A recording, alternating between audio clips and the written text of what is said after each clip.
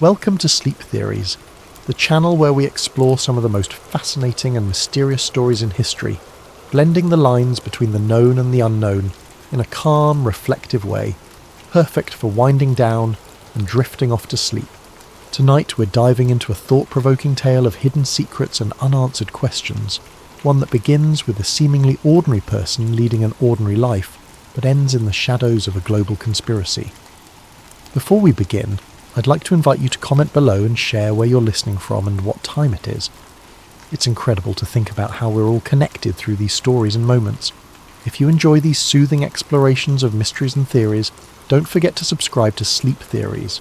Now, settle in, find a comfortable position, and let your imagination drift as we begin tonight's story. Jacob Grant wasn't the kind of man who sought out adventure. His life was one of quiet rhythms and unassuming contentment, a routine that offered him a sense of control in an otherwise unpredictable world. As the librarian of a quaint New England town, his days were steeped in the smell of old books and the soft hum of fluorescent lights. He loved the orderly comfort of his job, organising card catalogues, helping a young reader find their next favourite story, and watching the sunbeam patterns shift across the reading tables as the hours passed. Every morning began the same way. Jacob would wake at precisely 6:30 a.m, brew a pot of coffee, and retrieve the local paper from the front porch of his small, weathered home. He found a certain solace in the rustling of the pages, the way the ink stained his fingers, and the familiar cadence of small-town headlines. A local charity drive, the annual Fall Festival, a feature on Mrs. Patterson's award-winning garden. He read every article, not because he was particularly invested, but because it was part of the ritual, a tether to the predictable. Afternoons were spent among the towering shelves of the library, a building as old and storied as the books it housed. Jacob knew every corner of the place, the creak in the third step of the back staircase, the spot where the afternoon sun hit the stained glass window just right, the faint scent of mildew in the history section. He had worked there for over a decade and felt a sense of quiet pride in his role as the town's unofficial gatekeeper of knowledge. The library was more than his workplace, it was his sanctuary. The soft murmur of patrons, the rhythmic clatter of the card catalogue drawers, and the occasional distant thud of a book being reshelved created a symphony of sounds that Jacob found deeply comforting. It was a place where time seemed to slow, where the chaos of the outside world could be left at the door. Jacob took great pleasure in guiding patrons through the labyrinth of stories, often recommending books he himself had loved. His eyes would light up as he described a plot twist or a particularly poetic passage, and for those brief moments his quiet demeanour would bloom into enthusiasm. Evenings were his time to unwind. After the library closed, Jacob would return to his modest home, a cosy bungalow adorned with ivy climbing its weathered brick facade. He'd prepare a simple dinner, usually something like soup or a grilled cheese sandwich, and settle into his favourite armchair with a novel. On warmer nights he might take a leisurely stroll through the quiet streets, nodding politely to neighbours who sat on their porches or walked their dogs.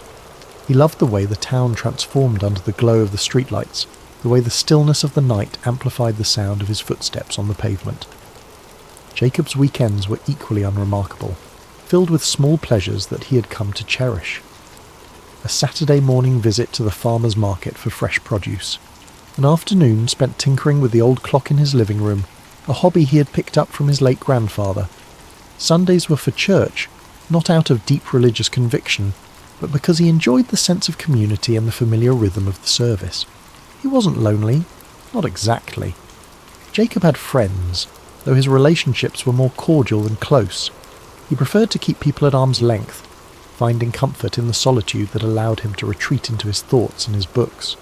He was the kind of man who blended into the background, who was known but not truly known, a reliable fixture in the town but never the centre of its stories. And yet there was a part of Jacob that yearned for something more, though he rarely acknowledged it.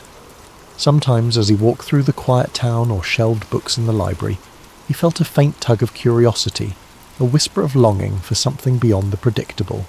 It wasn't dissatisfaction exactly, but an itch he couldn't quite scratch, a sense that there might be more to the world than the comfortable bubble he'd built for himself.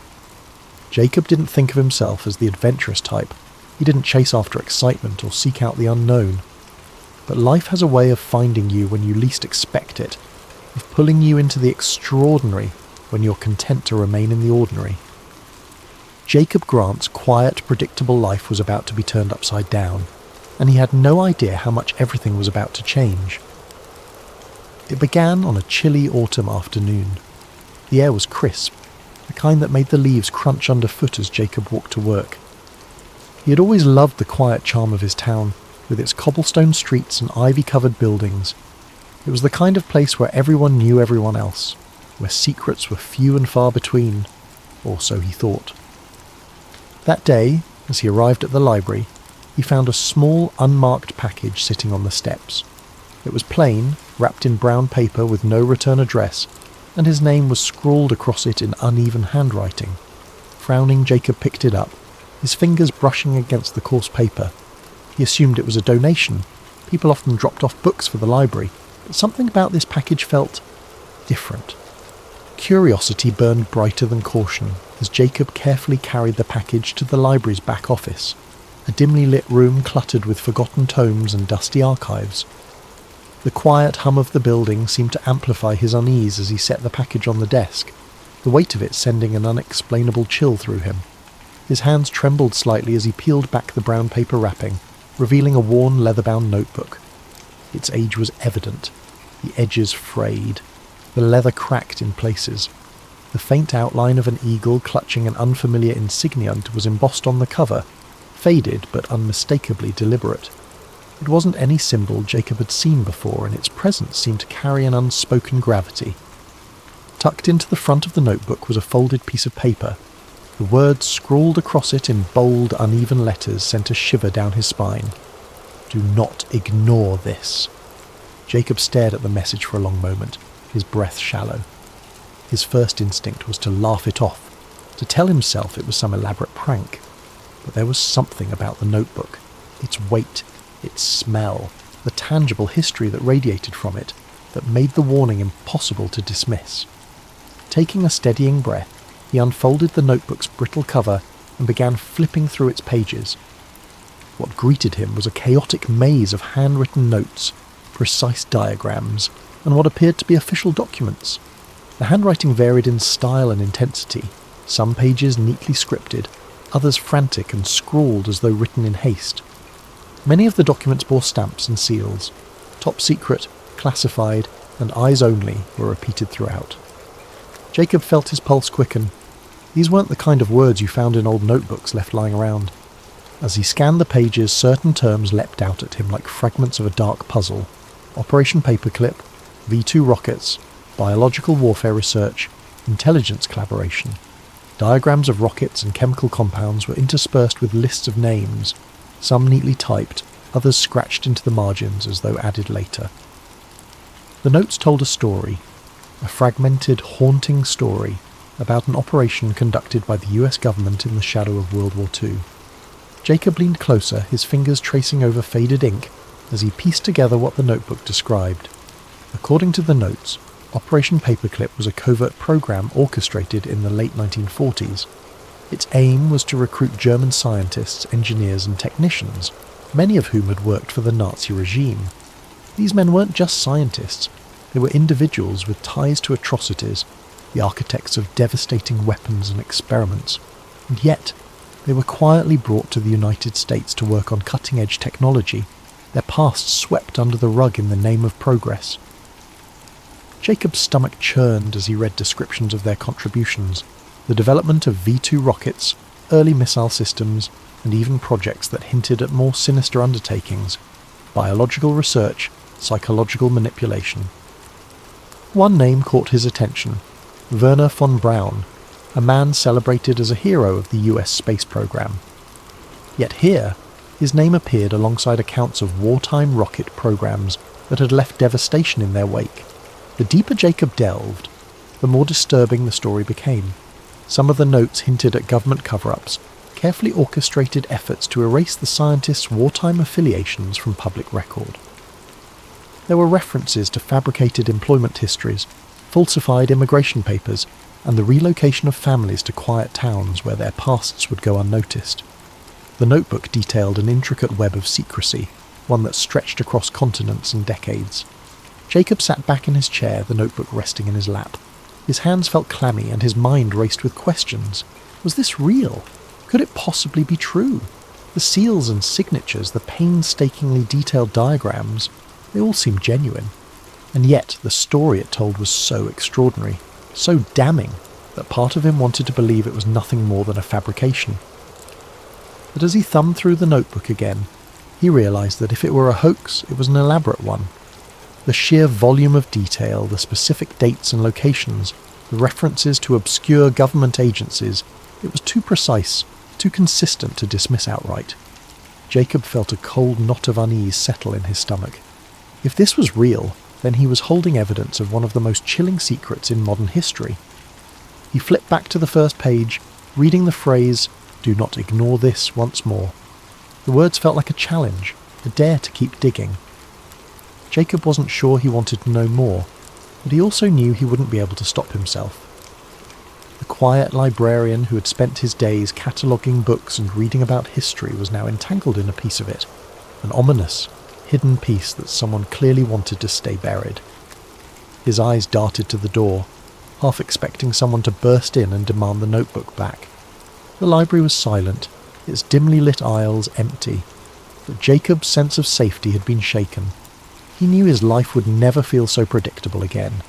He wasn't sure if that thought thrilled him or terrified him. Over the following days, Jacob's obsession grew, consuming every moment of his waking life. The notebook and the cryptic warning it contained had unlocked a door he couldn't close, revealing a shadowy narrative that felt both unreal and undeniable. His once quiet evenings were now spent hunched over his desk, surrounded by a fortress of documents, declassified files, and hastily scribbled notes. The more he uncovered, the more sinister the story became. Operation Paperclip wasn't just a footnote in history. It was a sprawling operation, intricately linked to the Cold War arms race, the dawn of space exploration, and the rise of clandestine government power. Jacob felt a mix of awe and horror as he pieced together the connections. The very men whose names were etched in history as pioneers of rocketry and aviation had also been architects of wartime atrocities. The realization left a sour taste in his mouth. Werner von Braun, the charismatic face of NASA's Apollo program, had overseen the development of the V-2 rockets used to devastate London during the war. Arthur Rudolph, a celebrated figure in American aerospace engineering, had managed the construction of those rockets in underground factories manned by slave labour. Kurt de Bus, another name that appeared repeatedly in Jacob's research, had been a member of the SS, directly complicit in Nazi operations. These men weren't just brought to the US, they were celebrated, their pasts carefully sanitised, their contributions woven into the fabric of America's technological triumphs. Each discovery made Jacob's chest tighten. It wasn't just the moral compromises that disturbed him, it was the realisation of how deeply this deception had been buried. He uncovered declassified memos outlining the lengths to which government agencies had gone to obscure the scientists' Nazi affiliations. Employment records were falsified, public statements choreographed, and media narratives shaped to portray these men as heroes rather than war criminals. Jacob's research began to spiral into darker territory. The deeper he dug, the more tangled the web became. He found references to other classified projects connected to Paperclip, projects with vague, ominous names like Operation Bluebird and MK Ultra. These weren't just scientific endeavours, they were experiments in psychological manipulation, mind control and chemical warfare. The implications were staggering. How much of what he thought he knew about post-war America had been carefully constructed lies? And then there was the black sedan. At first, Jacob had dismissed it as coincidence, a neighbour's visitor perhaps, or a passing delivery driver. But as the days went on, the car's presence became harder to ignore. It appeared at odd hours, parked across the street or a few houses down, its dark windows impenetrable. Sometimes he thought he saw movement inside, a faint flicker of a shadow shifting in the driver's seat, but every time he tried to approach, the car would start up and drive away. Jacob's unease turned to paranoia. He began checking his locks twice, then 3 times before going to bed. He closed the curtains earlier each evening, afraid of what, or who, might be watching from the street. His nights became restless, haunted by the voice on the phone and the suffocating sense that he was being monitored. Despite his growing fear, Jacob couldn't stop. If anything, the warning only fueled his determination. Someone wanted him to stop digging, which meant he was onto something important. He dove deeper into government archives, poring over obscure academic papers and forgotten journalistic exposés. He even began visiting the homes of retired academics and journalists, trying to piece together the fragments of suppressed stories. During one such visit, he met an elderly man named Howard, a former investigative journalist who had spent decades trying to uncover the truth about Operation Paperclip. Howard's frail hands trembled as he sifted through a box of old notes and clippings. "I tried," he said, his voice barely a whisper. "I tried to tell the story, but no one wanted to hear it. The government silences people like us." Jacob's heart sank as Howard described the intimidation tactics he had faced. Anonymous threats, financial ruin, even the mysterious disappearance of colleagues. "They'll come for you too," Howard warned, his sunken eyes locking onto Jacob's. "If you've gotten this far, you've already crossed the line." Jacob left Howard's house feeling both validated and terrified. The old man's warnings echoed in his mind as he drove home, his knuckles white on the steering wheel. Was he being reckless? Was the truth worth the risk? That night the phone rang again. Jacob hesitated before answering, his hand hovering over the receiver as dread coiled in his chest. Finally he picked up, his voice trembling. "Hello?" This time the voice was clear and unmistakably human. "You've gone too far, Mr. Grant," the caller said, their tone flat and emotionless. "We won't warn you again." The line went dead. Jacob stared at the phone in his hand, his heart pounding in his ears. He had never given his name to anyone connected to his research. Whoever was behind this knew far more about him than he was comfortable with. Panic set in. He began frantically backing up his research, scanning documents and saving them to multiple hard drives. He reached out to a trusted friend, asking them to hold on to a copy just in case.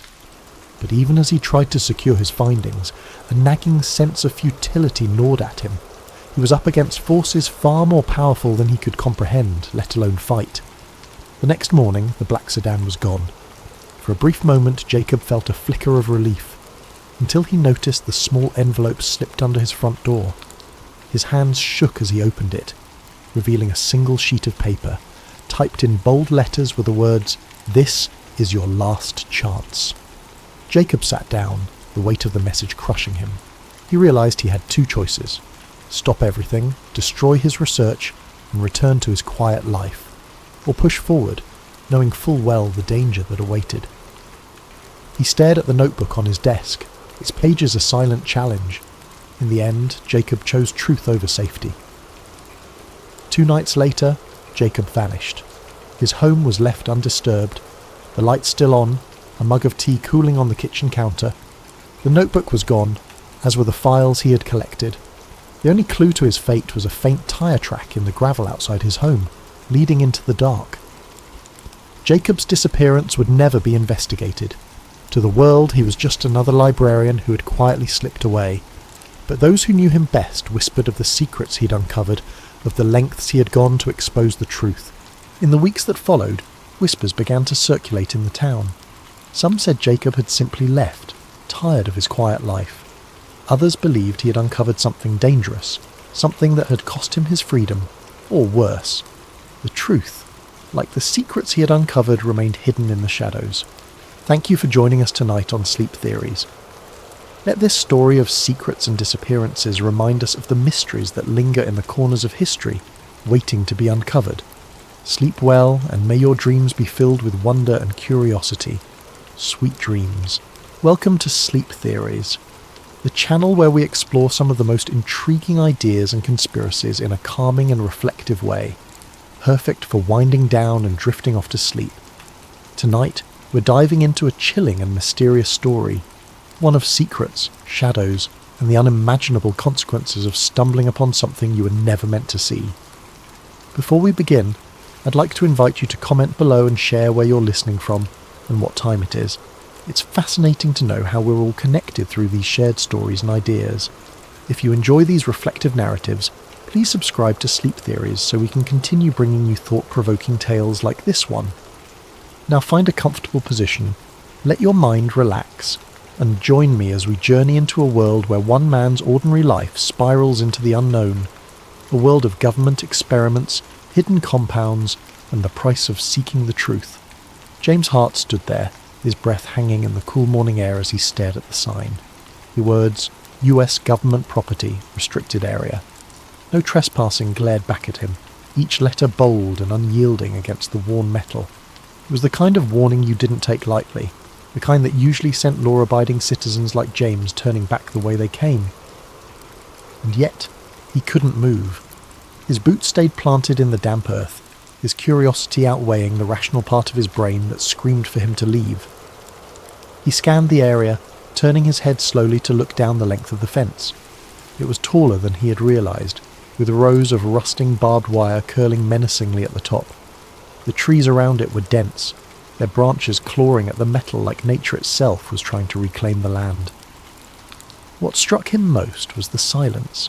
The usual forest sounds, chirping birds, rustling leaves, were gone, replaced by an almost oppressive stillness that seemed to press down on him the longer he lingered. James felt a pang of guilt for even thinking about crossing the fence. He was a man who followed the rules, who had lived his life avoiding unnecessary risks. But something about the place gnawed at him. It wasn't just the fence or the sign. It was the feeling that he had stumbled onto something significant, something he wasn't supposed to see. He told himself it was probably nothing. Maybe an old military outpost long abandoned. Maybe a weather station. Maybe... But his gut told him otherwise. That's when he noticed the gap. It was small, almost hidden by a cluster of shrubs growing at the base of the fence. James wouldn't have seen it if the sunlight hadn't caught the glint of metal where the barbed wire had been cut. The gap was jagged, as though whoever had made it hadn't cared much for precision.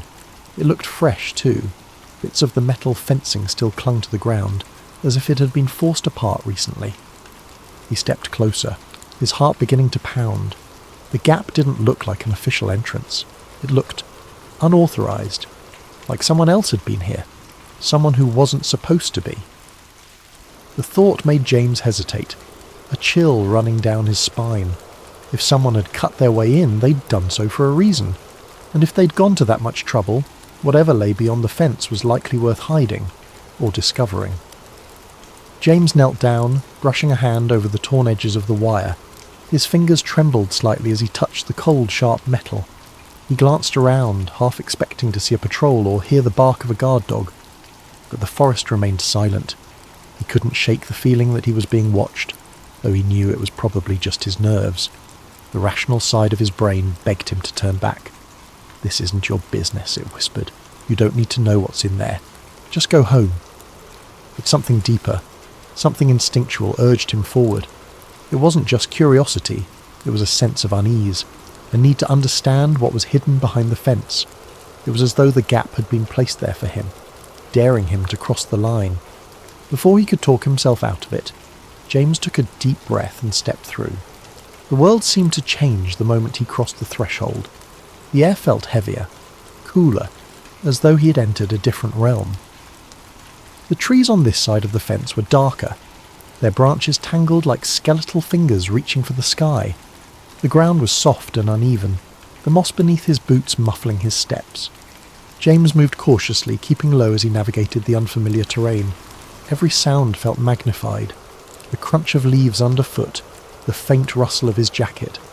His pulse thundered in his ears, but he kept moving, drawn forward by an invisible force. He didn't know what he was looking for, but he felt certain he would know it when he found it. The forest seemed to close in around him as he pressed deeper. The light filtering through the canopy grew dimmer, casting long shadows that danced with every movement of the trees. James felt a growing sense of unease, like he was being funneled towards something he couldn't yet see. He paused to catch his breath, leaning against a tree and glancing back the way he had come. The fence was no longer in sight, obscured by the dense undergrowth.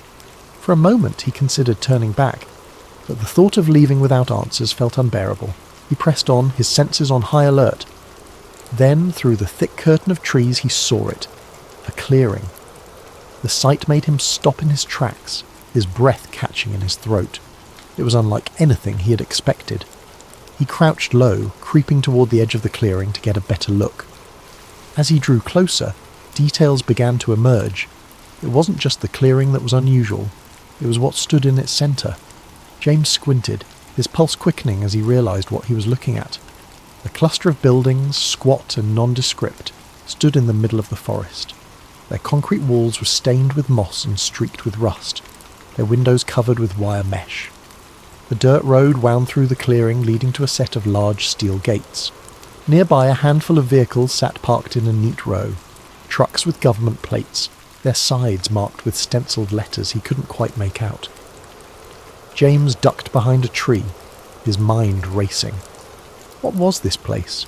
It didn't look abandoned. Lights flickered in the windows and faint voices carried on the wind. He spotted figures moving between the buildings, some in lab coats, others in military uniforms. They moved with purpose, as though part of a carefully choreographed routine. Whatever this place was, it was active, and it was hidden for a reason. James's heart pounded as he crouched in the shadows, watching the scene unfold. Every instinct told him he shouldn't be here, that he was stepping into something far bigger than he could understand, but he couldn't look away. Something about the place drew him in, a nagging sense that he had stumbled onto something important, something he wasn't supposed to see. And yet, despite the fear gnawing at the edges of his mind, James couldn't bring himself to leave. Not yet, not without answers. Inside, the forest grew darker, the trees denser. James moved cautiously, his footsteps muffled by the soft earth. He expected to find... well, he didn't know what he expected. Maybe a weather station, or some kind of outpost. But what he found was something else entirely. After about a mile, the trees gave way to a clearing. In the centre stood a cluster of nondescript buildings, their concrete walls stained with moss and grime. A few trucks were parked nearby, their tyres caked with mud. The place looked abandoned, but as James got closer, he realised it wasn't. Lights flickered behind the windows and faint voices carried on the wind. James crouched behind a tree, his heart pounding. What was this place? He watched for a while, trying to make sense of what he was seeing. People in lab coats walked between the buildings, carrying files and equipment. Soldiers patrolled the perimeter, their rifles slung casually over their shoulders. It looked like something out of a spy movie, and James couldn't shake the feeling that he had stumbled onto something he wasn't supposed to see. That night, James couldn't sleep. The events of the day replayed endlessly in his mind, the scene at the facility refusing to fade into the background. Every time he closed his eyes, he saw the soldiers again, their movements precise, their presence unnervingly authoritative. Research facilities didn't have armed guards, especially not in the middle of nowhere, and certainly not guards who seemed so vigilant, so ready for trouble. He tossed and turned, trying to rationalise what he'd seen. Maybe it was a military outpost, some kind of training site or a storage depot for sensitive equipment. But that didn't explain the secrecy, the barbed wire fence, or the sense of isolation. It was as if the place was deliberately hidden from the world, tucked away where no one would think to look. He told himself he was overthinking it, that his imagination was running wild. Yet the image of the soldiers lingered, refusing to let him find peace. By morning, his curiosity had turned into something stronger, a need to know.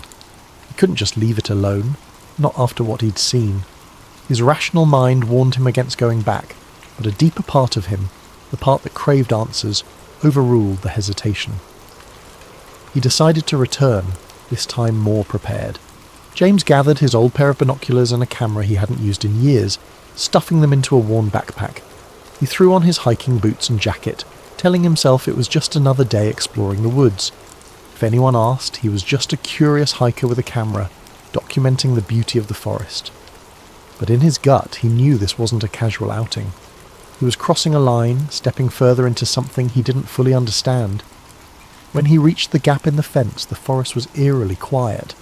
The usual hum of birdsong and rustling leaves seemed muted, as though the woods themselves were holding their breath. James crouched low as he slipped through the gap, his senses on high alert.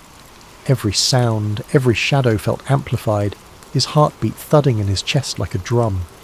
He followed the same path as before, weaving through the dense undergrowth until the clearing came into view. The facility was just as he had left it, its squat buildings clustered together like silent sentinels. The guards were there too, patrolling the perimeter with methodical precision.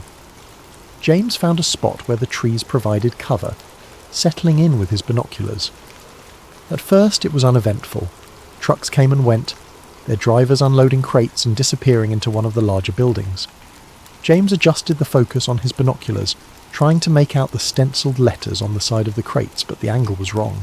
He snapped a few photos anyway, hoping they might reveal more later. Hours passed, and James was beginning to think this trip might have been a mistake.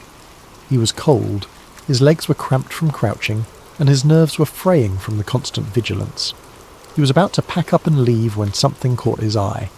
A small group of people emerging from one of the buildings. He froze, lifting the binoculars to his eyes. At first it looked like more workers or guards, but then he saw the man. Unlike the others, he wasn't wearing a uniform or a lab coat. He looked like an ordinary civilian, his clothes rumpled and his posture defeated. He was flanked by 2 guards, their hands gripping his arms as they marched him across the clearing. James's breath hitched as he adjusted the focus. The man's hands were bound behind his back, and his face was pale, almost ghostly. There was a hollow look in his eyes, a mixture of fear and resignation that sent a chill down James's spine. He watched as the man turned his head, glancing over his shoulder as if searching for a way out, or perhaps for someone who might come to his aid. The guards didn't give him a chance to hesitate. One of them shoved him roughly, forcing him to quicken his pace. James followed their movements through the binoculars, his grip tightening as they approached a building with heavy steel doors. The building was unlike the others. Its walls were reinforced, its windows small and barred. It radiated an aura of foreboding, as though it held secrets too dangerous to escape. The guards stopped in front of the doors, one of them stepping forward to punch a code into a keypad.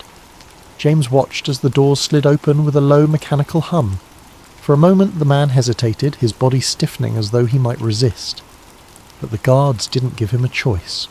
They shoved him inside, the doors sealing shut behind them with a finality that sent a shiver through James. He lowered the binoculars, his mind racing. Who was that man? Why was he being treated like a prisoner in what was supposed to be a government facility? Nothing about this made sense. James felt a surge of unease, the questions piling up faster than he could process them. He had stumbled onto something much bigger than he had imagined, something that felt wrong in every possible way. He debated leaving, retreating to the safety of his normal life. But as he crouched there in the shadows, watching the facility from a distance, he knew he couldn't walk away. Not yet. Not without answers. James's stomach turned. Whatever was happening here, it wasn't normal. He knew he should leave it alone, but he couldn't. He spent the next week digging for information, searching the internet for any mention of a government facility near his town. He found nothing. No maps, no records, not even a rumour. But James wasn't ready to give up. The questions gnawed at him, consuming his thoughts and erasing the boundaries of his once quiet life. Each day at the post office felt like an eternity, his mind drifting back to the strange facility hidden in the woods. At night, his resolve only deepened. He had to know more, even if it meant taking greater risks. He began his nighttime visits cautiously, dressing in dark clothing and timing his excursions to align with the guards' shift changes. Through careful observation, he mapped the layout of the facility. There were at least 6 buildings, each with its own purpose. One seemed to be a storage depot, where crates were unloaded and stacked before being transported elsewhere. Another appeared to house the guards, a smaller structure with a steady glow of light and the occasional sound of muffled laughter or clinking cups. But it was the larger, heavily fortified building, the one with the steel doors, that intrigued him most. It exuded an air of secrecy that demanded further investigation. James kept his distance at first, watching from the tree line with his binoculars. He noted the times of deliveries, the duration of guard patrols, and the comings and goings of people in lab coats. His camera captured grainy images of crates being unloaded, their labels too obscured to read clearly. He studied the way the guards moved, the blind spots in their patrols, and the weak points in the facility's perimeter. With each visit he inched closer, his confidence growing alongside his determination. One night, James found himself crouched behind a row of bushes, no more than 20 feet from one of the buildings. A single window was left slightly ajar, allowing faint voices to drift into the night air. He strained to listen, his heart pounding as he caught fragments of a conversation. Latest subject showed increased resistance, one voice said, firm and clinical. We'll adjust the dosage tomorrow, another replied, colder, more detached. James froze, his mind racing. What subject? What dosage? He pressed himself closer to the ground, his ears straining to catch more. Erasure protocols need to be flawless. We can't afford another incident. The words sent a chill down his spine. Erasure protocols? What could that mean? He had heard enough whispers of government experiments in the past to know this wasn't ordinary research. He remained still until the voices faded, replaced by the hum of machinery and the distant chirping of crickets. Emboldened by what he'd overheard, James returned night after night, slipping closer to the facility. He began to piece together a troubling narrative, one small fragment at a time. On one of his visits, he managed to slip into the shadows of an open loading dock, hiding behind stacks of crates as workers moved about. The crates were marked with cryptic codes, but a few bore labels that made his stomach drop. Test Compound 47A, Behavioral Protocols, Cognitive Analysis. As the workers left, their voices echoed faintly in the cavernous space. James crouched low, his camera forgotten as he strained to listen. Dr. Reinhardt wants the new batch prepped by Monday. Has Subject 18 stabilised yet? Not after the last round. They're talking full sedation this time. The words painted a grim picture. James felt his pulse quicken as he realised the scale of what he was uncovering. These weren't just experiments. They were human experiments. His suspicions were confirmed a week later when he found an unguarded corner of the facility, where a small vent emitted a low hum. The air smelled faintly of chemicals, and through the grate he could hear voices, clearer this time. Initial trials showed significant memory suppression. Hallucinations are an acceptable side effect as long as obedience metrics remain stable. James barely dared to breathe. He fished a small audio recorder from his backpack and held it close to the vent, capturing every word. The voices continued, their tone cold and detached, as though discussing a set of tools rather than human lives. MK-Ultra is yielding promising results in behavioural modification. We'll present the findings to the higher-ups next quarter. James's blood ran cold. MK-Ultra. He had read the name before in conspiracy forums, but he'd always dismissed it as exaggerated speculation. Yet here it was, spoken aloud in the dead of night, in a hidden facility guarded like a fortress. The pieces began to fall into place. The mind control experiments, the forced drug trials, the psychological manipulation. It wasn't just a theory. It was real. And it was happening right here, in the woods he had hiked so many times before. Driven by a mix of horror and determination, James began to push his limits. He found an unlocked utility shed near the facility, a cluttered space filled with tools and discarded paperwork. In the dim light of his flashlight he discovered a stack of files that appeared hastily stashed. He flipped through them, his heart pounding as he read terms like hypnotic induction, psychoactive administration, and neurological reprogramming. One file stood out. It contained a list of names, some crossed out, others annotated with cryptic notes. One name was circled with the words Phase 3, Complete Erasure, scrawled in the margins.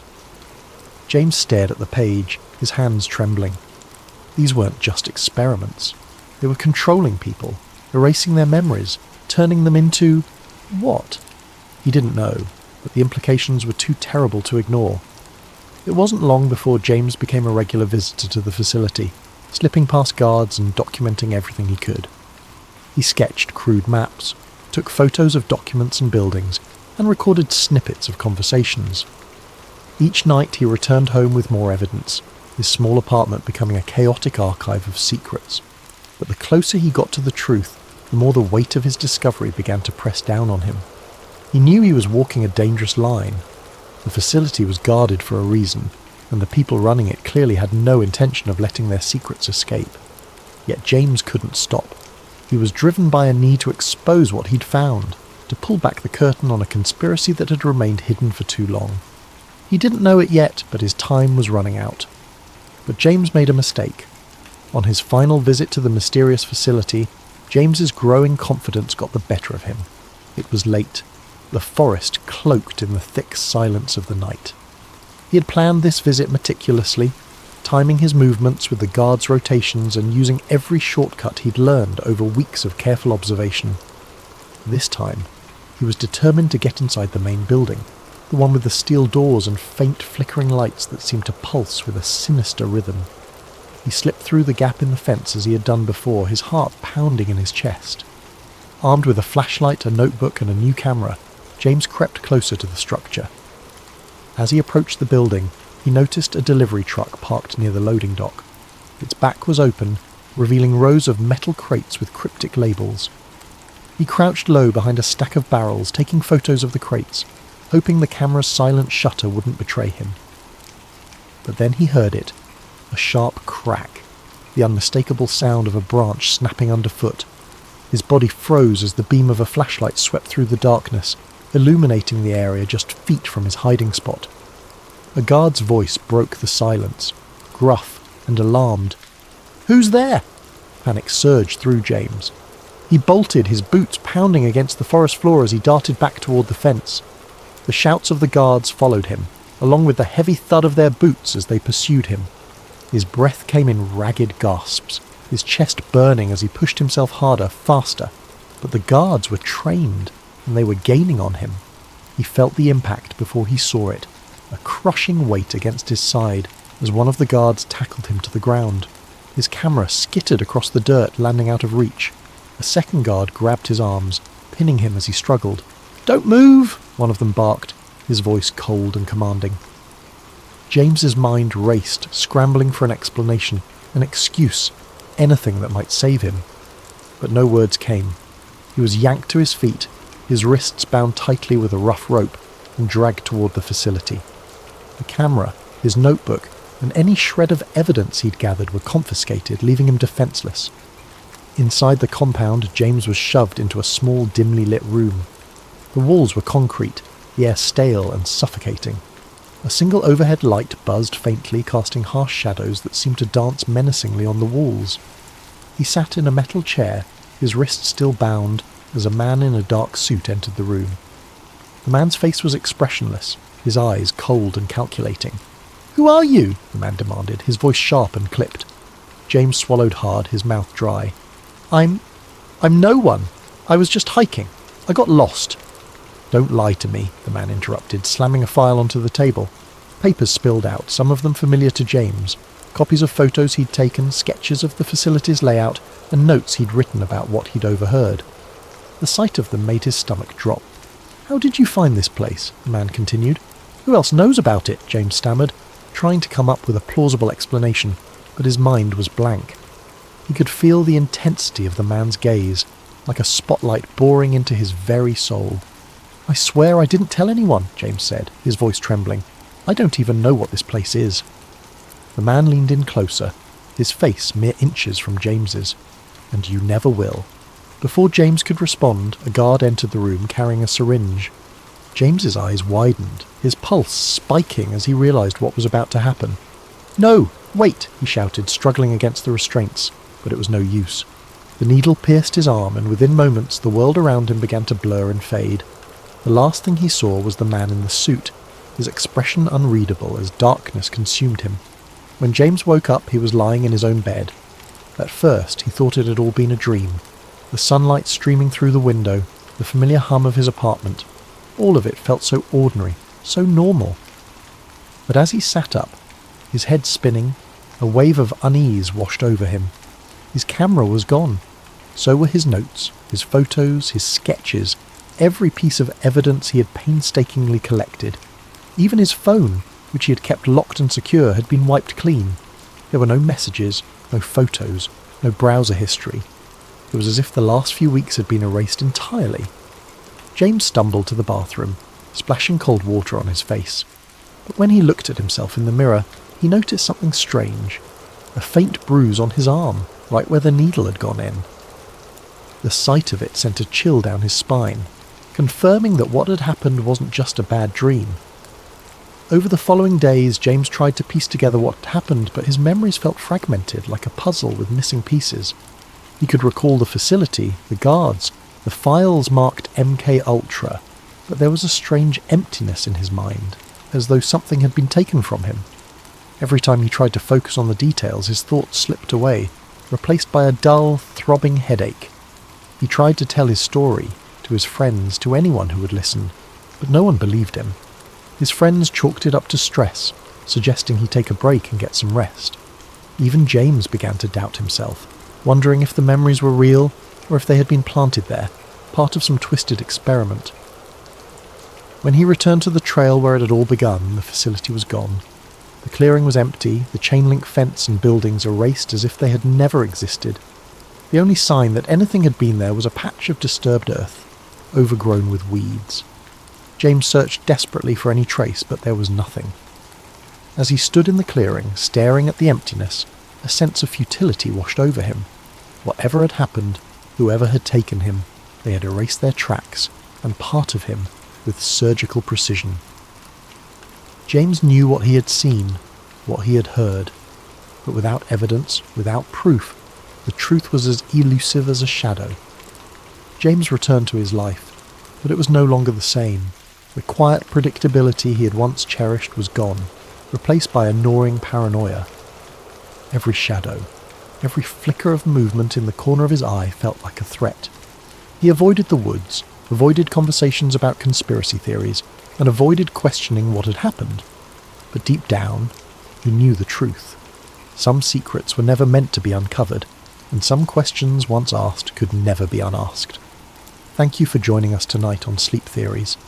May this story of secrets and shadows inspire you to reflect, to wonder, and to dream. Sleep well, and let your imagination carry you to places where the mysteries of the world unfold. Sweet dreams. It was a quiet evening when Sarah first stumbled upon the conspiracy. She had been scrolling through her favourite discussion forum, a digital refuge where people from all walks of life shared their curiosity about unsolved mysteries, historical enigmas, and the occasional wild theory. Most nights, the topics were light-hearted. Discussions about famous heists, the existence of extraterrestrial life, or theories about vanished civilizations. These were Sarah's guilty pleasures, a chance to escape the mundane rhythm of her life. But that particular night, a single thread stopped her mid-scroll. Its title, written in bold letters, read, "The Illuminati, Hiding in Plain Sight." Her curiosity piqued. Sarah clicked on the thread, not expecting much. The Illuminati. Of course, she'd heard the term before. Who hadn't? It was a word that seemed to exist on the fringes of mainstream culture, whispered about in pop songs, joked about on late-night talk shows, and hinted at in the cryptic hand gestures of celebrities. To Sarah, it had always been more of a meme than a reality, a fantastical idea too outlandish to be taken seriously. But there was something about the way the title was phrased, something deliberate that made her pause. It wasn't framed as a joke, it was a question, a challenge to consider what she might have overlooked. The original post wasn't flashy or dramatic. Instead, it was surprisingly measured, almost scholarly. Written by a user who called themselves Truth Seeker, it described years of research into the Illuminati, a name that conjured images of shadowy figures in darkened rooms, plotting the course of the world. Truth Seeker's narrative wasn't about outlandish claims of alien overlords or fantastical rituals. Instead, it painted the Illuminati as a highly organised group, subtle in its influence but pervasive in its reach. According to Truth Seeker, the Illuminati wasn't just a relic of history, a secret society born in 18th century Bavaria. It was alive and well, wielding immense influence over politics, entertainment, finance, and global events. Sarah was sceptical, of course. She'd heard conspiracy theories before, and most of them fell apart under scrutiny. But something about Truth Seeker's approach caught her attention. The post was meticulously detailed, filled with links to obscure documents, photographs of architectural symbols, and a web of connections between powerful figures that seemed almost too intricate to dismiss. This wasn't a haphazard collection of wild accusations. It was a narrative woven with care, each piece of evidence presented as an invitation to dig deeper. Truth Seeker began with history, grounding their argument in facts that Sarah could verify. The Illuminati, they explained, was founded in 1776 by Adam Weishaupt, a Bavarian professor of canon law. Originally, it was an intellectual movement, a society of thinkers and visionaries dedicated to the ideals of reason, science, and freedom from oppressive institutions. Weishaupt's vision was noble, even radical for its time. But according to Truthseeker, the organization's original purpose was eventually corrupted. Over the years, the Illuminati transformed from a society of enlightenment into a clandestine group focused on one goal: power. The post continued, outlining how the Illuminati supposedly dissolved in the late 18th century after being outlawed by the Bavarian government. The Truthseeker claimed that this was only the official story. In reality, the group had simply gone underground, adapting to the changing world while maintaining its grip on the levers of influence. Truthseeker pointed to connections between the Illuminati's symbols and modern institutions: the all-seeing eye on the US dollar bill, the pyramid, the number 13. To Sarah, these connections initially seemed coincidental, but the way Truthseeker laid them out made her second-guess her assumptions. The post didn't stop at symbols. Truthseeker provided photos of famous landmarks adorned with strange recurring patterns: triangles hidden in cathedral windows, sunbursts carved into government buildings, and intricate mosaics in corporate logos. Truthseeker described these as breadcrumbs, symbols left in plain sight as a form of control or even mockery. The idea was unsettling. Were these designs meaningless, or had she been blind to a hidden language her whole life? The deeper Sarah read, the more she began to question her own perceptions. Truthseeker mentioned specific events in history: revolutions, economic collapses, wars, that seemed, when viewed through this lens, to follow a disturbing pattern. Powerful figures across centuries, from monarchs to billionaires, were linked by their affiliations, their philanthropy, or their mysterious public statements. Truthseeker hinted at a shadow network, invisible yet omnipresent, orchestrating the rise and fall of leaders, the ebb and flow of economies, and even the cultural shifts that defined generations. By the time Sarah reached the end of the post, she felt a strange mix of skepticism and intrigue. Truthseeker's parting words echoed in her mind: "The truth is hidden in plain sight. Don't dismiss the signs. Look closer." That night, as she tried to sleep, Sarah found herself replaying moments from her own life. Had she ever noticed symbols in her city? Had a celebrity interview or a corporate logo ever struck her as odd? For the first time, she began to wonder if the world she thought she knew was only a facade, a carefully constructed reality designed to obscure the truth. But the question lingered: if the Illuminati did exist, what was their endgame, and why would they leave clues for people like her to find? She started with the basics. The Illuminati, she learned, was founded in Bavaria in 1776 by a man named Adam Weishaupt. Weishaupt was a professor of canon law and philosophy, a man disillusioned by the grip of religious dogma and authoritarian rule. His vision for the Illuminati was radical for its time, an intellectual movement of thinkers who would promote reason, science, and freedom from oppressive institutions. They called themselves the Enlightened Ones, and their goal was to illuminate the path to a freer, more just society. But as Sarah dug deeper, she began to uncover accounts that painted a much darker picture of the group's evolution. The Illuminati of Weishaupt's time had, according to these theories, become corrupted. Its noble ideals gave way to a hunger for influence and control. Some claim the group had infiltrated powerful institutions, governments, banks, religious organizations, not to reform them, but to manipulate them from within. This wasn't just a society of intellectuals anymore. It was, if the conspiracy held any truth, a shadow government shaping the world to its will. As Sarah delved deeper into her research, she began to notice patterns.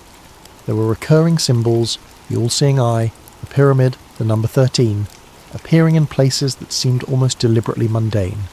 She found these motifs in the design of the US dollar bill, with its iconic eye atop an unfinished pyramid, accompanied by the words Annuit Coeptis and Novus Ordo Seclorum. New Order of the Ages, she thought, tracing the Latin with her finger. Was it really just an artistic choice, or was it a hidden message? Sarah began to see these symbols everywhere. Pop culture was teeming with them, tucked into the corners of music videos, subtly woven into the lyrics of songs, and even hinted at in blockbuster movies. A popular singer holding their hands in a triangle during a concert, a fleeting shot of an eye in an otherwise unrelated ad, a pyramid-shaped stage design. It was almost as if the clues were hiding in plain sight. At first she dismissed them as coincidences, but the more she found, the harder it became to ignore. What struck her most was the consistency of these symbols across time and media. How could something so specific appear in both ancient architecture and modern music videos? Sarah started to wonder if there was a deliberate effort to leave these marks behind, like breadcrumbs leading curious minds to a hidden truth. One night, Sarah decided that her digital rabbit hole wasn't enough. The information she found online, while intriguing, was fragmented, often drowned in speculation or outright fabrication. She needed something more tangible, something rooted in history. So she took her research offline, visiting her local library in search of answers. The library was a quiet refuge, its walls lined with books that seemed to carry the weight of centuries. Sarah wandered through the aisles, pulling volumes on secret societies, conspiracy theories, and historical accounts of clandestine organisations. Most of the material she found dismissed the Illuminati as a myth, a product of overactive imaginations and a culture drawn to the dramatic. Yet, hidden among the more sceptical tomes, she discovered older texts that seemed to hint at something else entirely. These older texts weren't written as fanciful fiction or modern musings. They read like documentation, historical accounts of shadowy cabals and secret gatherings that predated Weishaupt's enlightened ones. One book, its cover faded and edges frayed with time, described gatherings of powerful individuals in candlelit chambers where decisions were made that would alter the course of history. Another referenced symbols and codes used by secret societies to communicate across vast distances, ensuring their influence remained undetected. These accounts were sparse, fragmentary, but they carried a weight of authenticity that sent shivers down Sarah's spine. The most intriguing discovery was a collection of letters, reprinted in one of the books, that purportedly belonged to a member of the Illuminati. The letters spoke of plans to infiltrate key institutions and manipulate public opinion. Phrases like, "the masses must not know," and "the time is near," stood out, haunting in their simplicity. While the authenticity of these letters was debatable, they felt eerily consistent with the modern theories Sarah had been reading. As Sarah sat at a wooden table, under the dim glow of the library's overhead lights, she couldn't help but feel a growing unease. The idea of the Illuminati as a puppet master pulling the strings of society seemed far-fetched, but the patterns, the symbols, the connections, could they really all be coincidence? She thought about the monuments and buildings she passed every day, wondering how many of them bore marks she'd never noticed. She thought about the news, the music, the movies that filled her life. Were they subtly guiding her thoughts and perceptions without her even realising it? For the first time, Sarah began to wonder if she had already been a part of the narrative all along, an unwitting participant in a grand hidden design. And if that were true, who was writing the script? As the weeks passed, Sarah's obsession deepened, weaving itself into the fabric of her everyday life. She couldn't drive to work without scrutinising the logos on billboards or storefronts, searching for hidden meanings in their designs. The triangle on one ad, she convinced herself, bore an uncanny resemblance to the pyramid on the dollar bill. Another featured an abstract logo that seemed to form an eye if tilted just right. She couldn't decide if these were deliberate choices by designers, or if her mind was playing tricks on her. Either way, they made her heart race with equal parts fear and exhilaration. Music videos, too, seemed riddled with clues. One particular pop star, known for dramatic performances and bold visuals, made sweeping hand gestures that resembled the shape of an eye. As Sarah replayed the video frame by frame, she noticed subtle details. Symbols etched into the background props, a flickering triangle that appeared for only a split second, lyrics that seemed to echo the same message she'd seen online. It's all connected. Even her conversations with friends started to feel suspicious. During a casual coffee date, her best friend mentioned how everything feels orchestrated lately, a comment Sarah might have brushed off months ago. Now, it struck her as significant. Was it a random observation, or was her friend hinting at something more? Were they unknowingly part of the same puzzle she was trying to solve? Or worse, were they aware of her research and subtly warning her to back off? Then came the message. It was late, the kind of evening where the world outside felt perfectly still, as though waiting for something to happen. Sarah was sitting on her couch, scrolling through her phone with the TV muted in the background. Her living room was dimly lit, the glow of her screen casting faint shadows on the walls. She wasn't looking for anything in particular, just idly flipping through news headlines and updates on her favourite forums. And then, without warning, her phone vibrated in her hand. The message was from an unknown number. Her first thought was that it might be spam, but the words stopped her cold. "You're asking the right questions. Be careful." Sarah's heart skipped a beat. She stared at the screen, rereading the message until the words blurred. A chill crept up her spine as she glanced around her apartment. The blinds were drawn, but she couldn't shake the feeling that someone might be outside watching her. She stood up and peered through the gap in the curtains. The street was quiet, bathed in the orange glow of the streetlights. A car was parked across the road, its windows dark and reflective, but nothing seemed out of the ordinary. She sat back down, her mind racing. Who could have sent the message? She hadn't shared her phone number on any of the forums she'd been visiting.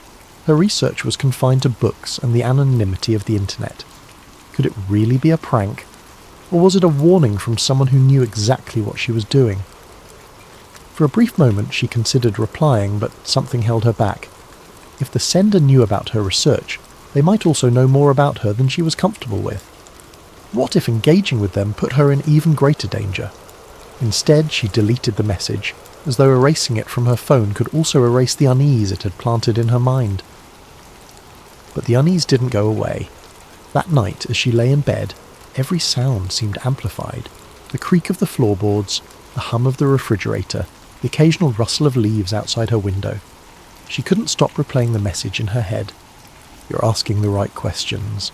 It felt like validation, proof that her research was leading somewhere. But then there was the warning. Be careful. What exactly was she getting close to, and who didn't want her to find it?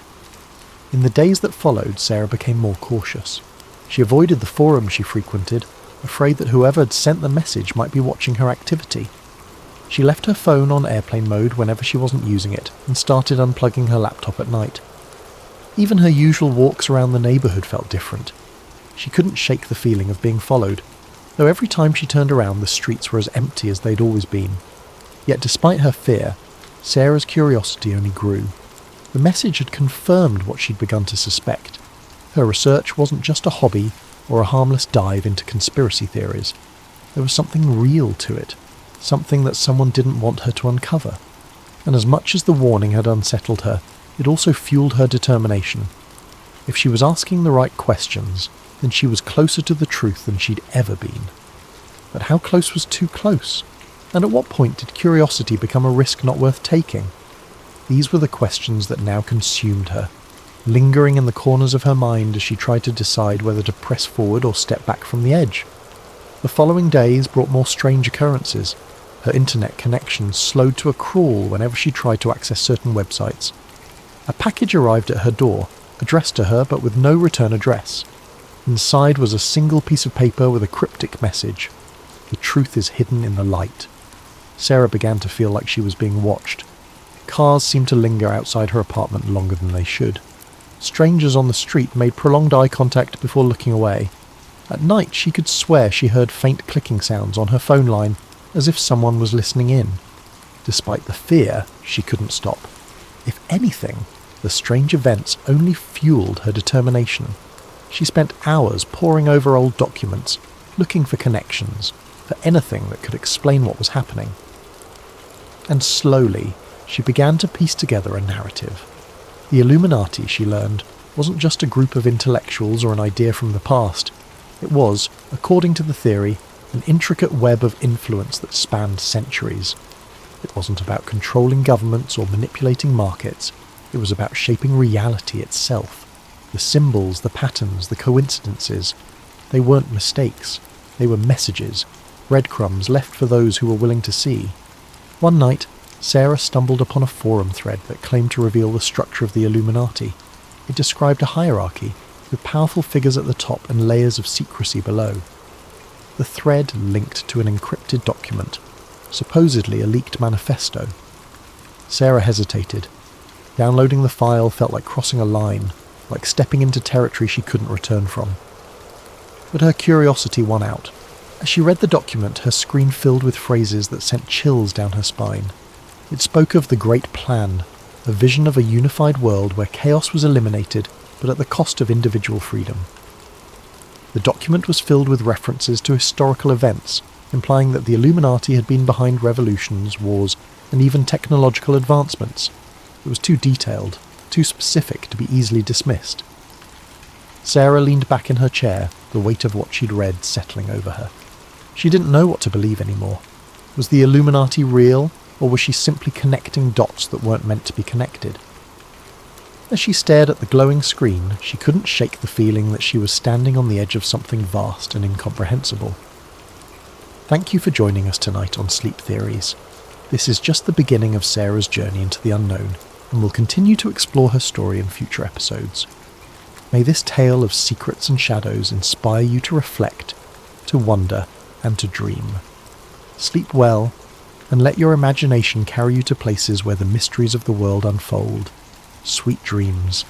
It started on an ordinary day for Daniel, a young software engineer with a knack for solving puzzles. His life was structured and predictable. Mornings spent coding, afternoons troubleshooting, and evenings playing video games. But one evening, something changed. As Daniel sat at his desk, the hum of his computer filling the room, he stumbled across a theory he had heard before but had never truly considered: the simulation hypothesis. The idea wasn't new. Philosophers, scientists, and tech enthusiasts had discussed it for years. The premise was simple, yet profound. What if the world around us wasn't real? What if everything, every tree, every cloud, every person, was part of a highly sophisticated computer simulation? Daniel had always dismissed the idea as science fiction, the stuff of movies and novels, but tonight, something about it struck a chord. He began reading obsessively, diving into articles, forums, and even academic papers. The theory was grounded in logic, with prominent figures like Elon Musk and Nick Bostrom lending it credibility. Bostrom's argument was particularly compelling. If humanity ever reached a point where it could create hyper-realistic simulations, it was likely that countless simulated worlds would be created. Statistically, the odds of living in the one base reality were slim. Most likely we were already in a simulation. At first, Daniel laughed it off, but the more he read, the harder it became to ignore.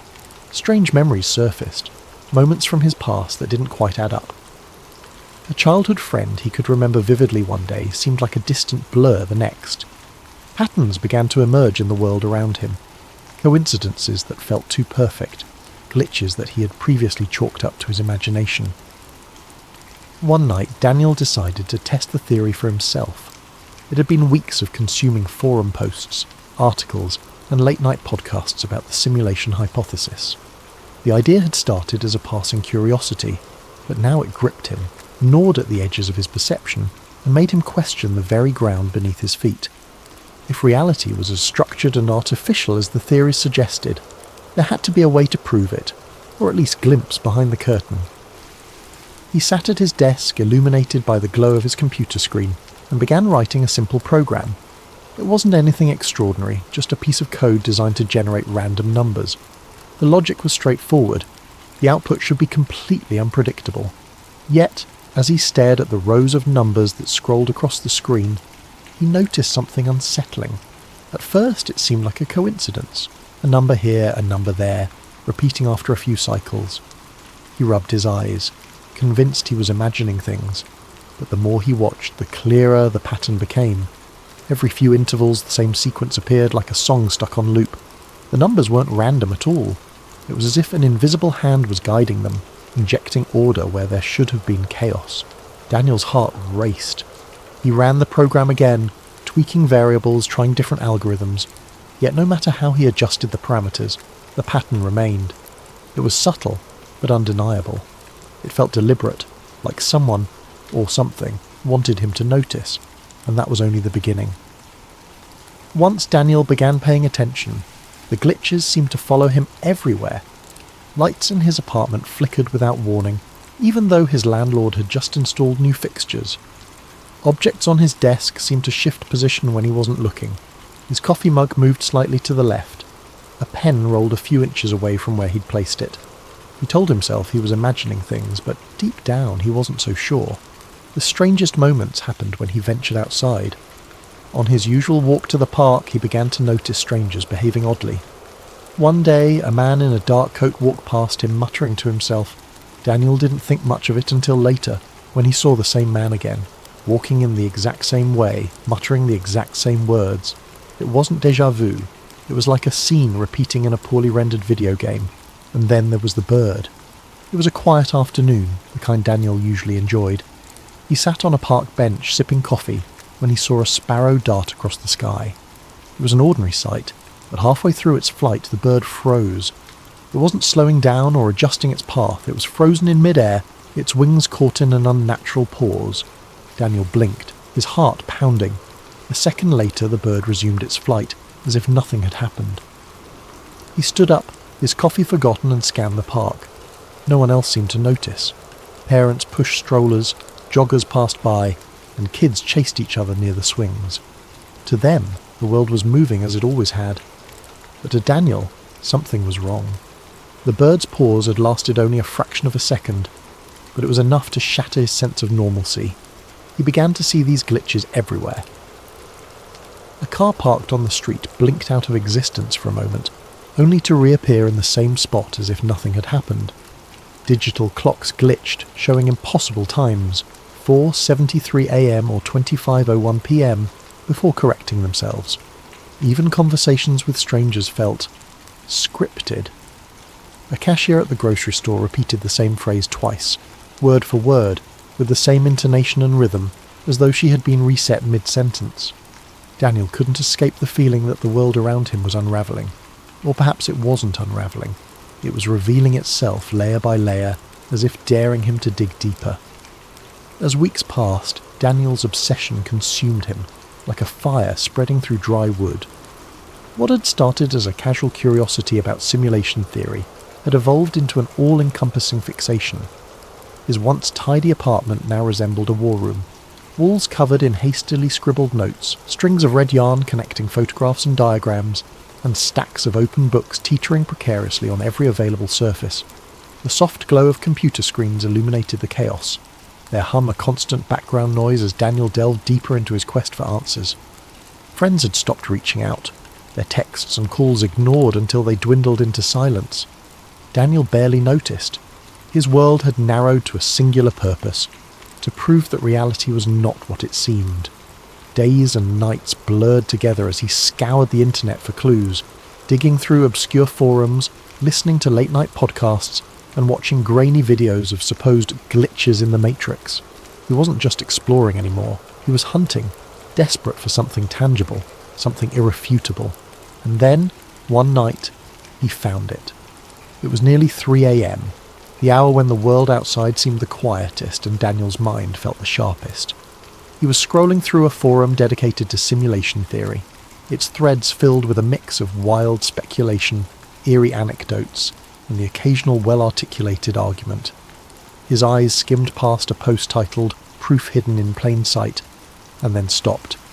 The author of the post, a user known only as Observer, had a reputation in the community for their cryptic but compelling insights. The post was unlike anything Daniel had seen before. Observer claimed to have found evidence of the simulation, not in the form of glitches or anomalies, but in coded messages embedded within reality itself. The post included no direct evidence, only a series of cryptic clues and riddles, each one urging readers to look for patterns in everyday life. "They don't hide the truth," Observer had written. "It's right in front of us. Numbers, symbols, alignments, they all point to the same thing. Pay attention to the things you ignore. The messages are everywhere." Daniel's heart raced as he read and reread the post, the words resonating with a strange and unshakable truth. The messages were vague, almost maddeningly so, but they struck a chord deep within him. He began to notice them everywhere. The next day, Daniel bought coffee at his usual cafe. As he handed the cashier a $10 bill, his eyes fell on the receipt. The total was $4.42, an unremarkable amount until he noticed the timestamp printed at the bottom, 4:42 p.m. It was the same sequence of numbers he had seen on his phone battery days earlier, and it sent a shiver down his spine. Later that evening, as he walked through his neighbourhood, He passed a billboard advertising a clothing brand. The slogan, written in bold, sleek font, read, "It's all connected." It wasn't the kind of phrase that would normally catch his attention, but tonight it stopped him in his tracks. The words seemed directed at him, as though they were a private message hidden in plain sight. And then there were the stars. Daniel had always been fascinated by the night sky, often spending hours gazing at the constellations from his balcony. But now even the stars seemed to hold secrets. One clear night, as he studied the sky, he noticed an unusual alignment. 3 stars, brighter than the others, formed a perfect triangle. It wasn't a recognised constellation. He'd checked his star charts, and yet it felt deliberate, like a signature left behind by the architects of his reality. The more Daniel looked, the more he found. Random numbers on receipts began to repeat with eerie precision. Phrases and advertisements seemed to echo his own thoughts. Even snippets of conversations overheard on the subway felt too perfectly timed, too meaningful to be mere coincidence. The world around him was starting to resemble a puzzle, one that begged to be solved. But for every clue Daniel uncovered, a new question arose. Were these patterns real, or was his mind playing tricks on him? If the messages were intentional, who or what was leaving them? And most importantly, why? The answers, Daniel felt, were tantalizingly close. Yet the more he searched, the more the lines between reality and illusion began to blur. His once firm grasp on the world around him was slipping, replaced by a growing sense of unease. Somewhere, buried within the fabric of existence, he was certain the truth awaited him. All he had to do was find it. Daniel couldn't shake the feeling that someone, or something, was watching him. At first it was subtle, a twinge of unease when he sat in front of his computer for too long, or the sense that shadows shifted slightly in his peripheral vision. But as days passed, the signs became impossible to ignore. His computer began behaving in ways that defied explanation. Files he hadn't touched would open on their own, random error messages would flash across his screen, and his webcam light flickered on for a few seconds at a time, though he had never enabled it. Each new glitch sent a shiver down his spine. He tried to rationalize it. Perhaps it was a software bug or malware. He ran scans, reinstalled programs, even replaced his webcam entirely. But the anomalies persisted, and with each one, the sensation of being observed grew stronger, like an invisible presence was scrutinizing his every move. Then came the night everything changed. It was late, well past midnight. The quiet hum of the city outside was barely audible over the faint whir of Daniel's computer fan. He had been sifting through yet another obscure forum thread, his tired eyes scanning lines of cryptic text, when the screen suddenly went black. His fingers froze mid-typing, the room plunged into an unnatural silence. Even the gentle buzz of his desk lamp seemed to fade away. Before he could react, white text flickered onto the dark screen. The words were simple but chilling. "You're getting close." Daniel's breath caught in his throat. His pulse quickened as he leaned forward, his face illuminated by the eerie glow of the message. He stared at the screen, half expecting more text to appear, but none did. He tried to type something, anything, but the keyboard was unresponsive. The message remained for a few more moments before vanishing, leaving the screen blank once again. He sat back in his chair, his heart pounding in his chest. Was this a prank? Had someone hacked into his system? Or more terrifyingly, was this a response to his relentless digging into simulation theory? The thought sent a cold chill down his spine. The message felt deliberate, as though whoever, or whatever, had sent it was watching him in that very moment. In the days that followed, Daniel's world began to feel more surreal.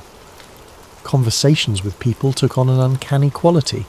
Friends and strangers alike spoke in clipped, almost mechanical tones, repeating phrases with eerie precision. The cashier at the grocery store said, "Have a nice day," in the exact same cadence on 3 separate visits. It was as though the people around him were following a script, their responses pre-programmed and devoid of spontaneity. Even the sky seemed unnatural. Daniel noticed that the clouds rarely moved, hanging in place like props on a painted backdrop. The colours at sunset were too vivid, too perfect, as if rendered by an artist with an overactive imagination. The air itself felt heavier, charged with an invisible tension that made his every breath feel laboured. And then, one fateful night, It happened. Daniel was sitting at his desk, staring at the blinking cursor on his screen. He had been trying to write down his thoughts, to make sense of the strange events that had been unfolding. But his mind was a whirlwind, and the words refused to come. Suddenly the lights in his apartment flickered and went out. The hum of his computer died, plunging the room into an almost oppressive silence. He sat motionless, his eyes adjusting to the darkness. For a moment he thought the power outage was a coincidence, a mundane inconvenience. But then, in the corner of the room, a faint glow began to emerge. It wasn't the warm light of a candle or the cold blue of an LED, it was something entirely otherworldly, shifting in colour and intensity like a living entity. The glow grew brighter, pulsing rhythmically as it filled the room with an ethereal light. Daniel's breath hitched as he stood, his movements slow and cautious. Within the glow he began to see patterns, lines of cascading numbers and symbols, shimmering and shifting like the surface of a disturbed pond. These symbols moved too quickly to comprehend, but their presence felt purposeful, as though they were the very building blocks of reality itself. It was as if a veil had been lifted, exposing the intricate machinery that lay beneath the surface of his world. Daniel's chest tightened, his mind racing with questions and fears. Was this the truth he'd been searching for? Was he witnessing the raw code of the simulation? Or was his mind playing tricks on him, conjuring visions from the depths of his obsession? Compelled by a mix of terror and curiosity, Daniel reached out. His fingers trembled as they moved closer to the glowing mass. The moment his hand made contact, a surge of energy coursed through him, jolting him like a bolt of lightning.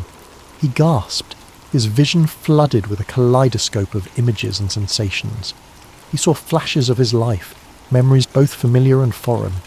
He saw himself as a child playing in the park, but the scene felt off, as though it were a recording played back on faulty equipment. He saw faces of people he didn't recognise but felt he should, their expressions frozen in time. Most disturbingly, he saw himself from a distance, not as a human being but as a sequence of data, lines of ones and zeros stretching infinitely into the void. The experience lasted only a few seconds, but it left Daniel reeling. As the glow faded and the room plunged back into darkness, he collapsed into his chair, his body trembling with exhaustion and fear. His mind raced to make sense of what he had seen. Was it a glimpse of the truth? Or had his obsession driven him to the brink of madness? In the silence that followed, one thought echoed through Daniel's mind.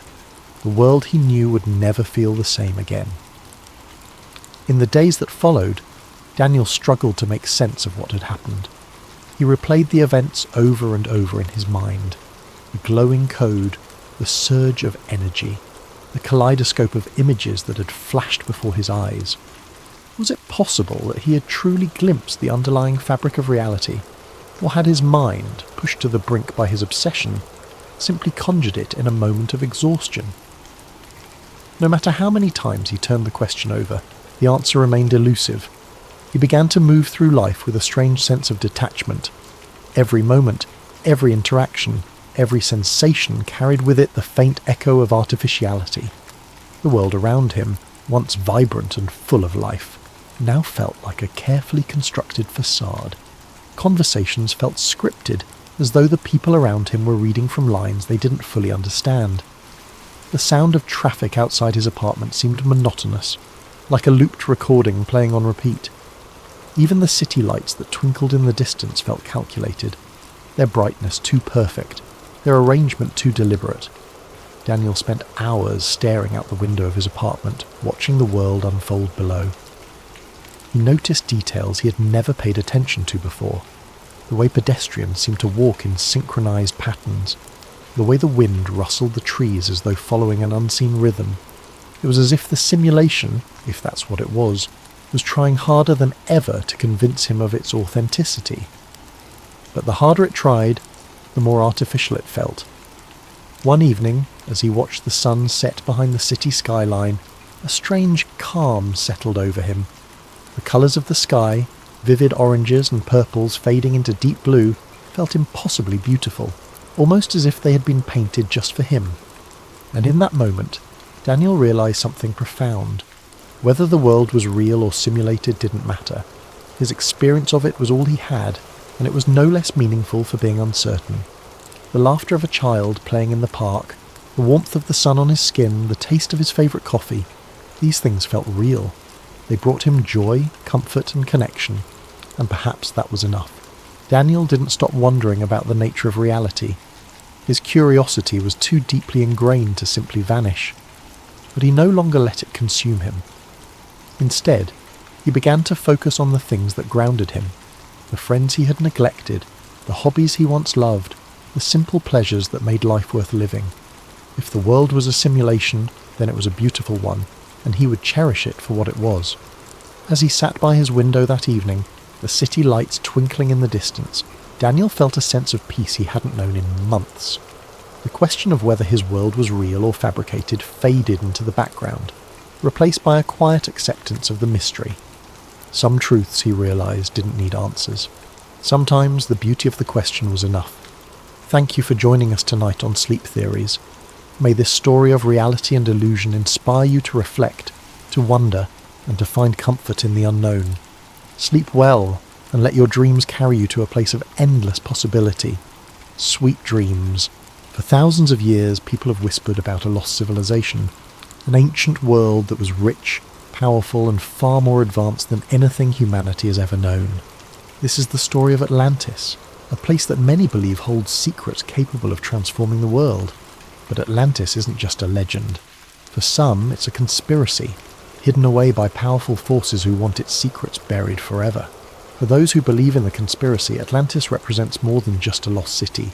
It's a symbol of everything that has been suppressed throughout history. The idea that an ancient civilization could possess technology, wisdom, and knowledge far beyond our current understanding is both thrilling and terrifying. What if the Atlanteans had harnessed the power to manipulate energy, cure diseases, or even travel across the stars? What if they had discovered truths about the universe that we are only beginning to understand today? And yet, despite the tantalizing possibility, Atlantis remains elusive, its true nature hidden beneath the sands of time and the depths of the ocean. This, to the conspiracy theorists, is no accident. They argue that powerful elites, whether governments, shadow organizations, or ancient secret societies, have worked to keep the truth about Atlantis buried, believing that such knowledge could destabilize the world's current power structures. Imagine the upheaval that would follow if such a discovery were to be made public. Industries built on oil and energy would collapse. Technologies we have only dreamed of could become reality, and the entire way we understand human history might be turned upside down. The very fact that Atlantis remains unfound only strengthens the belief that these powerful forces are actively suppressing the truth. The story of Atlantis, then, is not just a story of a lost civilization. It is a story of control, of how those who hold power might go to extreme lengths to prevent the masses from uncovering a truth that could change everything. The conspiracy doesn't just suggest that Atlantis was a real place. It proposes that what Atlantis represents is so dangerous, so revolutionary, that it must be kept hidden at all costs. The story of Atlantis begins with the ancient Greek philosopher Plato, who around 360 BC wrote about an extraordinary civilization that existed 9,000 years before his time.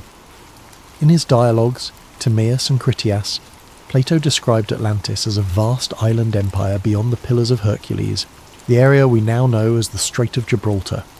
Atlantis was a civilization with unmatched wealth and power, boasting vast resources, advanced architecture, and knowledge beyond the understanding of other cultures. The Atlanteans, however, grew arrogant and morally corrupt, challenging even the gods. As punishment, the gods supposedly sent a cataclysmic disaster that sank the entire island in a single day and night, taking the city and its secrets with it to the bottom of the ocean. For centuries, many believed Plato's story was merely a legend or an allegory. But over time, Atlantis transformed from a mythical place into a real mystery, captivating explorers, archaeologists, and conspiracy theorists alike. The story grew as new theories surfaced, each claiming Atlantis might not only have been real, but might also hold answers to some of humanity's deepest questions. As explorers searched for Atlantis, they proposed countless possible locations.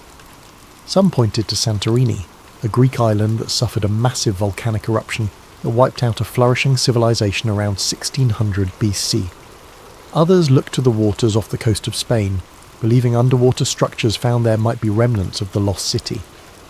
There were even more far-flung theories that placed Atlantis in South America, under Antarctica's ice, or in the Sahara Desert, where a strange ring-like structure known as the Richat structure, nicknamed the Eye of the Sahara, resembles Plato's description of concentric rings in the city's design.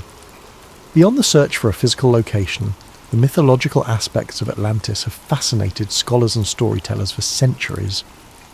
In Greek mythology, Atlantis represents more than just a city. It's a symbol of humanity's reach for greatness and the tragic downfall that often accompanies it. Plato's account of Atlantis wasn't just about an advanced civilization.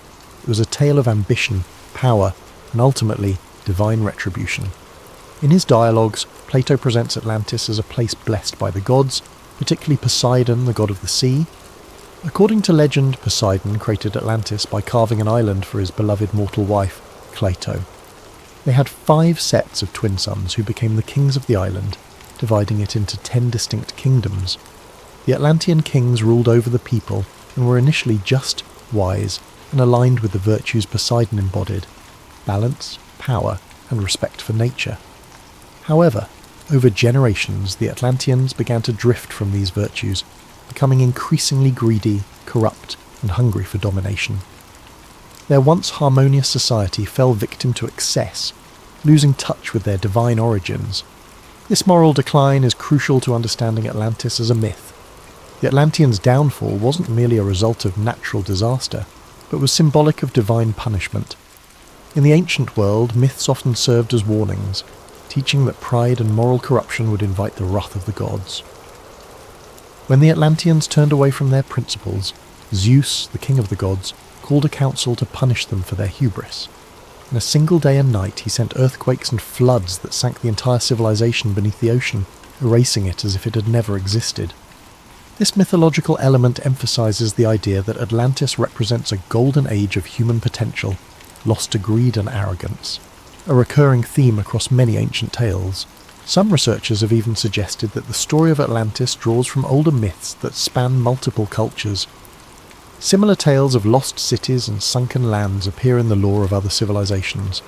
The ancient Mesopotamians told the story of a great flood in the Epic of Gilgamesh, which has striking parallels to both the Atlantis myth and the biblical flood in the story of Noah's Ark. In Hindu mythology, there are references to a great ancient city named Dwarka, which was submerged by the sea after a cosmic battle.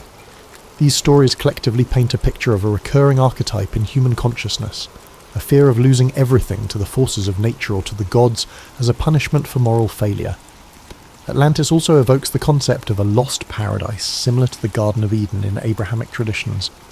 Like Eden, Atlantis is thought to have been a place of purity, wisdom, and divine connection, lost because humanity strayed from its original path. In this way, Atlantis serves as both a cautionary tale and a reminder of humanity's potential, a vision of a time when humans were closer to the gods, possessing wisdom and technology that have since been forgotten. In esoteric traditions and mysticism, Atlantis has taken on an even deeper significance. Some mystics believe that Atlantis was not only advanced technologically, but also spiritually.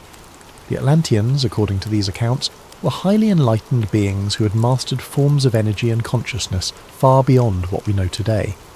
Some stories describe the Atlanteans as being able to communicate telepathically, access different planes of existence, or even achieve physical immortality. In these mystical views, the fall of Atlantis wasn't just a loss of a city, but the loss of a spiritual and intellectual height that humanity has not yet regained. For many in modern times, Atlantis has come to represent an idealized utopian society, a lost civilization that embodied humanity's greatest strengths and fell to its greatest weaknesses.